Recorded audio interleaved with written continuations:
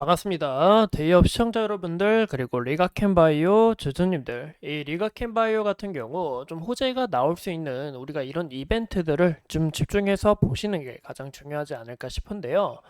무엇보다 오늘 같이 알아볼 내용은 이 LCB71에 대한 이 파트너사인 이 시스톤이 있는데, 이 8월 23일 날 이 사회를 통해 반기 실적 승인이 예정되어 있고, 이런 부분에서 이 리가캔바이오도 좀 추가적으로 긍정적인 요소가 작용이 될 수 있다라는 것과, 그리고 글로벌 기업에 대한 이 IR이 준비가 되어 있는데, 여기에 있어서 이 리가캔바이오의 기술력이 추가로 입증이 되고 라이선스 아웃을 달 수 있는 이런 부분을 우리가 좀 눈여겨보시는 게 가장 중요하지 않을까 싶습니다.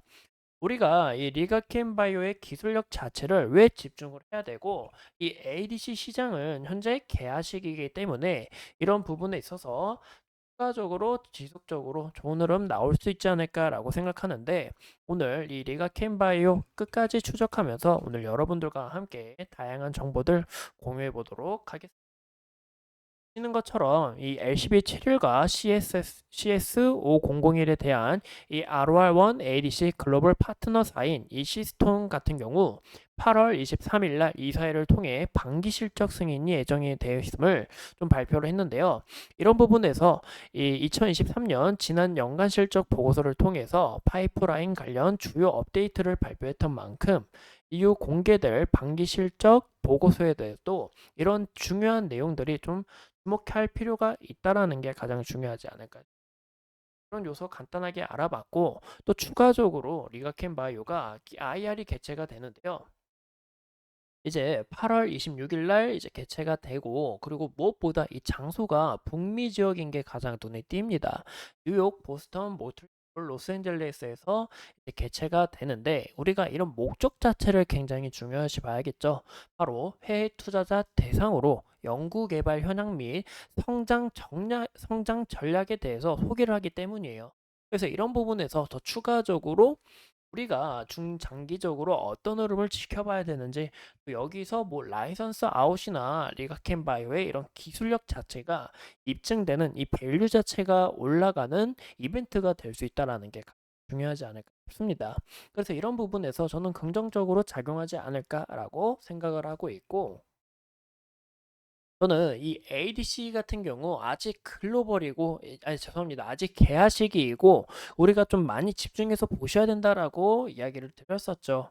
그 이유가 이 ADC 같은 경우 2029년 약 50조의 이 시장 규모가 좀 다를 것으로 전망하고 있다라는 것과, 이 ADC 자체가 이제 차세대 항암제로서 이 암을 굉장히 좀 긍정적으로 또 우리 몸에 해가 되지 않게 치료가 될 수 있기 때문에 좀 긍정적인 요소가 작용할 수 있다라는 거죠. 제가 저번 시간에서 말씀드렸던 것처럼 이 ADC 같은 경우 2023년 이 M&A나 라이선스 아웃이 약 131조 정도 됐습니다. 그만큼 현재 여기에 대해서 시장 개척을 하려고 하는 그런 움직임에 있다라는 것을 볼 수가 있고, 이제 제가 이 하이자라는 기업 좀 좋아하긴 하는데, 이 ADC 전문 기업인 시젠을 인수를 했고, 또 머크와 이제 머크의 다이이치 상표가 개발 중인 이 ADC 권리 등, 또 국내에서도 리가켄바이오가 가장 많은 계약금을 기록한 부분에 있어서 이 ADC는 지속적으로 부각될 수밖에 없다라는 게 가장 중요하지 않을까 싶어요. 그런 부분에서 더 추가적으로 이 리가켄바이오의 이 기술력이나 라이선스 아웃 등 밸류 자체가 올라갈 가능성이 높아 보인다라는 게 가장 중요하겠죠. 그리고 리가켄바이오 같은 경우 이 기술력 자체가 굉장히 뛰어나다라는 게 좀 우리가 지켜봐야 될 것 같은데, 바로 호중구 감소증과 혈소판 감소증에 대해서 좀 이야기를 드리고 싶습니다.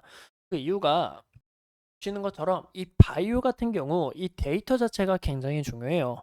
그리고 데이터가 정말 좋게 나오더라도 부작용이 있다, 인체에 해가 간다 하면은 이 데이터 자체가 크게 꺾일 가능성이 굉장히 높습니다. 하지만 리가켄바이오 같은 경우 많은 이 ADC 기업들이 바이오 기업들이 좀 나타내고 있는 이 혈소판 감소증이나 호주근 감소증에서 굉장히 적은 부작용을 보인다라는 게 가장 중요하지 않을까 싶습니다.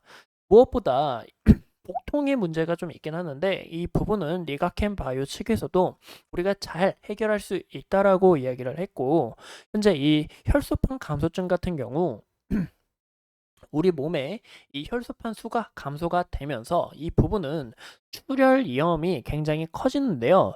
이 혈소판 감소증 자체가 골수에서 생성되는 이 혈소판 수가 너무 적거나 아니면 지나치게 많은 혈소판이 파괴가 되면서 비대해진 이 비장내의 추적이 될 때 발생합니다.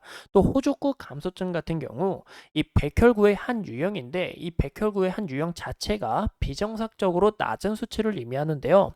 심할 경우에는 이 호주군 감소증이 생명을 위협하는 감염의 위험성으로 좀 증가한 부분에 있어서 여기서 이 LCB71 리가켄바이오의 기술력 자체가 어느 정도 큰 폭으로 입증됐다라는 게 가장 중요하지 않을까 싶어요.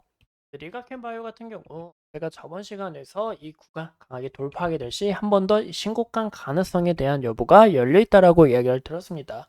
보시는 것처럼 신고가를 갖고 어느 정도 이 차익 실현 물량이 나올 수 있기 때문에 우리가 주의를 해야 되고 그 무엇보다 여기에 대한 우리가 이 매물 라인 지지 라인을 지켜볼 수 있다라고 이야기를 드렸죠. 그러면 여기에 대한 지지 라인 깨지지 않고 한 번 더 신고가를 달성하면서 어느 정도 이 차익 실현 물량이 던져진 모습을 우리가 확인할 수 있는데요. 우리가 좀 주의해야 될 요소는 리가켄바이오가 솔직히 말해서 주가가 굉장히 큰 폭으로 상승한 부분은 맞습니다. 그런 부분에 있기 때문에 현재 주가가 이 차익 실현 물량이나 그리고 이 매도세가 또 강하게 이어지게 될 경우에는 추가적으로 좀 강한 조정이 다가올 수 있다는 게 가장 중요하지 않을까 싶어요. 하지만 우리가 좀 집중해야 되는 이런 이벤트 자체가 좀 굉장히 많이 남아있고 현 시점에서 여기에 대한 지지라인 한 번 더 강조해서 이야기를 드리고 싶고 또 추가적으로 이 21선 서서히 올라오고 이 구간에 부딪혀 있는 매물 라인을 우리가 좀 함께 눈여겨봐 주시는 게 가장 중요하지 않을까라고 보이고 있습니다. 현 시점에서 추세 자체 크게 훼손되는 부분 없고 우리가 정말 장기적으로 봤을 때는 이 구간의 매물 라인까지 또 지켜볼 수 있다는 점과 61선 서서히 올라오고 있는 만큼 또 강하게 지지를 받을 가능성이 높아 보인다라고 말씀을 드리고 싶어요. 그래서 현 시점에서 보시는 것처럼 이 리가켄바이오도 외국인과 기관의 지속적인 수급, 연기근의 지속적인 수급에 있어서 한 번 더 이 수급 자체가 크게 이탈이 난 부분이 아니기 때문에 추가적으로 강한 흐름 지속적으로 이어갈 가능성도 높아 보인다라고 말씀을 드리고 싶습니다. 무엇보다 중요한 점이 이제 8월 23일 날 이 연준에 미국 젠슨홀 미팅이 있습니다. 23일 밤 11시에 이제 연준 파월議장이 연설을 할 건데 여기서 뭐 매파적으로 발언을 하냐 비둘기적으로 발언을 하냐에 따라서 이 채권 금리가 또 달라질 수가 있고 9월 달에 대한 금리 인하 가능성이 올라갈 수도 있고 내려갈 수도 있어요. 그래서 여기 흐름에 따라 좀 크게 좌지우지할 가능성이 높아 보이기 때문에 좀 이번 주가 좀 가장 중요한 피크가 되지 않을까라고 생각합니다. 그래서 우리가 이런 흐름들 좀 같이 함께 파악을 해봤고 리가켄바이오 오늘 함께 알아보면서 제가 끊임없이 추적을 하면서 여러분들과 함께 이야기 나눠보도록 하겠습니다. 오늘도 소중한 시간 내서 영상 시청해 주신 점 감사합니다.